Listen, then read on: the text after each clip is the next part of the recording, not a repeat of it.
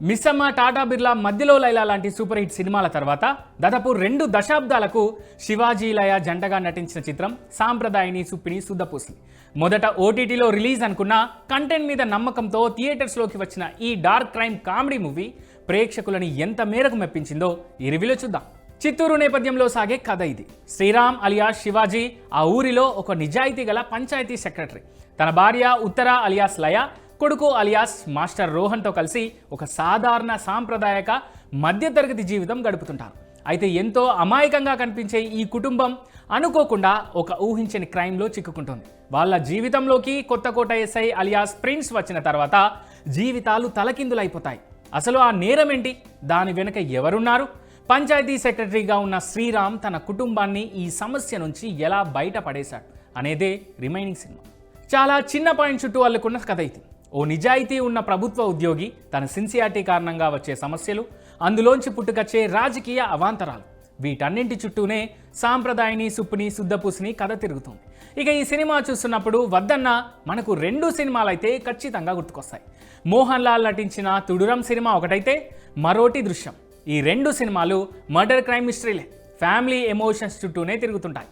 సాంప్రదాయిని Suppini సుద్దపూసని cinema కూడా అంతే. కాకపోతే ఇక్కడ దర్శకుడు ఎంచుకున్న ట్రీట్మెంట్ అంతా ఎంటర్టైన్మెంట్ పద్ధతిలోనే ఉంటుంది. శివాజీ లయల నటన, వాళ్ళ మధ్య కెమిస్ట్రీ సినిమాకు పెద్ద బలం.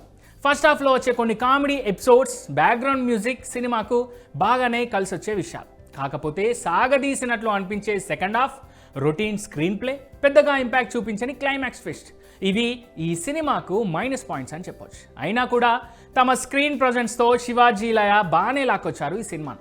ఫ్యామిలీ అంతా చూడడానికి పర్లేదు అనిపిస్తుంది.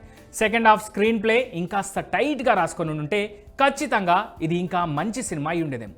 శివాజీ లయ కాంబినేషన్ ఈ సినిమాకు అతిపెద్ద బలం. సగటు మధ్యతరగతి తండ్రిగా శివాజీ తనదైన సహజ నటనతో, పాతమార్ కామెడీ టైమింగ్తో ఆకట్టుకున్నాడు. ఇక భర్తను డామినేట్ చేసే ఉత్తర పాత్రలో లయ అద్భుతంగా నటించింది.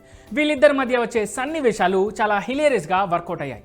మాస్టర్ రోహన్ తన పాత్ర పరిధి మేర బాగానే చేశారు. అలీ, ధన్రాజ్, ప్రిన్స్ సిసిల్ తమ పాత్రలకు పూర్తిగా న్యాయం చేశారు. రంజన్ రాజ్ నేపథ్య సంగీతం సినిమా మూడ్కి తగ్గట్టుగా సెట్ అయింది.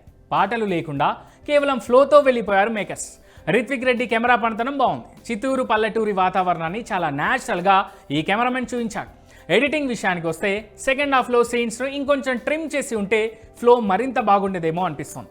దర్శకుడు సుధీర్ శ్రీరామ్ ఎంచుకున్న పాయింట్, దాని ఒక డార్క్ క్రైమ్ కామెడీగా చెప్పాలనుకున్న విధానం చాలా బాగున్నాయి. కానీ పేపర్ మీద ఉన్నంత గ్రిప్పింగ్గా తెర మీద ఎగ్జిక్యూట్ చేయడంలో కాస్త తడబడ్డాడనే చెప్పొచ్చు.